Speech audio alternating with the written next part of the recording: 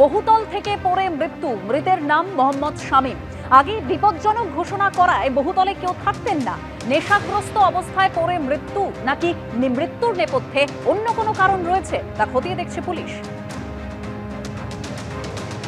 ঠিক আমরা যেখানে দাঁড়িয়ে রয়েছি দরগা রোডের এই যে বাড়ি রয়েছে অর্থাৎ চারতলা বাড়ি, সেখান থেকে কিছুক্ষণ আগে এক ব্যক্তিকে ওপর থেকে পড়ে যেতে দেখা যায় এবং সঙ্গে সঙ্গে কিন্তু এখানে স্থানীয় মানুষরা ছুটে আসেন। বেনিয়াপুকুর থানা ইতিমধ্যে ঘটনাস্থলে আসে। যেটা পুলিশ সূত্রে জানা যাচ্ছে যে দীর্ঘদিন ধরে এই বাড়িটিকে কিন্তু বিপজ্জনক বাড়ি হিসেবে ঘোষণা করা হয়েছে। বাড়িতে কেউ সেভাবে থাকতো না। মাঝে মধ্যে যারা নেশা করতো তারাই কিন্তু বাড়ির ভেতরে যেত বা চুরি চামারি করতেই কিন্তু ভেতরে যেত। এবং আজকে যে ব্যক্তিকে এখানে ওপর থেকে যে পড়ে মারা যায় সেও কিন্তু এখানে নেশা করতেই এসেছিল, এমনটাই স্থানীয় মানুষরা জানাচ্ছেন। এবং কিছুক্ষণ আগে দেখা যায় সিসিটিভি ফুটেজ থেকে যে ঠিক একদম ছাদের অংশ থেকে সোজা নিচে এসে পড়ে এই ব্যক্তি।